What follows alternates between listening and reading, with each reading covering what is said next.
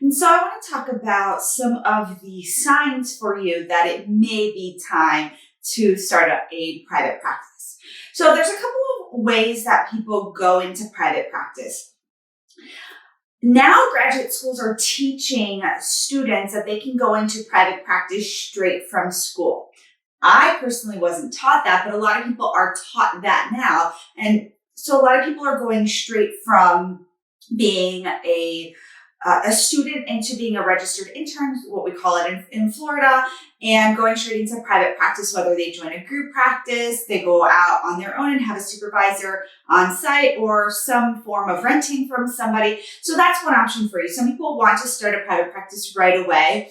The pros of that is you jump right into private practice, you learn right from the beginning. Sort of the cons are clinically you may not be ready, or you might not have the funding, or you need your hours, right? Like that's probably the biggest thing. Like here in Florida, you need about 15 hours a week for 2 years in order to get your license. And initially, it might be hard to have those 15 hours. The other way to do it is to get an agency job and to hate your agency job and say, I must get out of this agency job, right? That is probably the most common pattern that I see.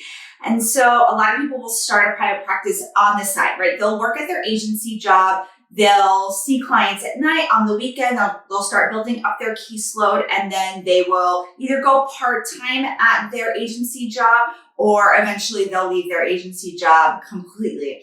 The pros of doing that is that you already have probably a good clinical knowledge. You know how to write notes. You know how to be a pretty good clinician. The con of that is really that you may be burnt out already. A lot of people wait until it's too late to leave their agency, just in terms of their own level of burnout, and then starting to build up a practice. It is a lot of work. Don't let anybody lie to you. It's a lot of work, but it can be fun.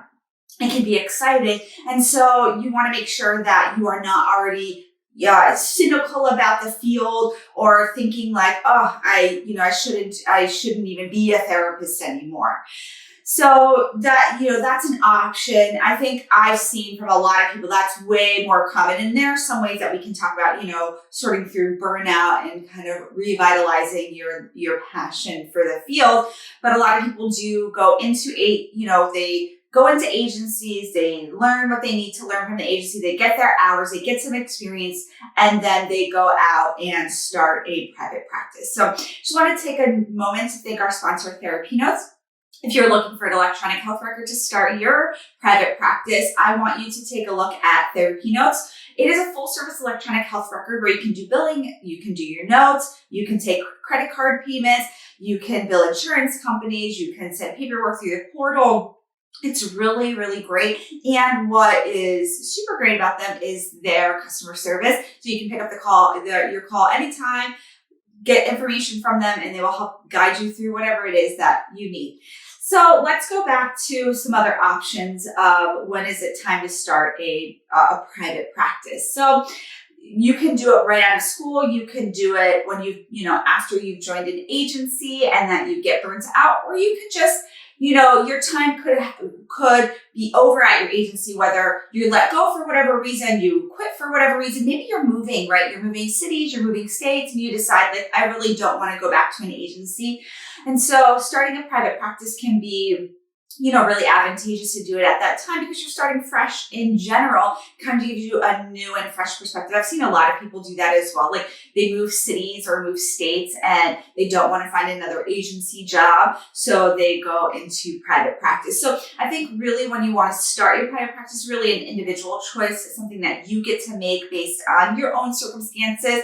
But I think that you will know when it's time for you to start a private practice sort of intuitively, if you're connected in that kind of way. Or maybe some people outside of you are telling you, maybe a supervisor or your mentor, your spouse or friends are telling you. If you have private practice friends that are like, go into private practice. I have told that to a lot of people, like go into private practice. And so whether you listen internally or externally, going into private practice can be a really exciting journey. So if you have any questions about starting your private practice, please send me an email to Amanda@Patterson LMHC, and I am happy to answer your questions. I am here at 3:00 most days of the week. We'll see you soon, everybody. Bye.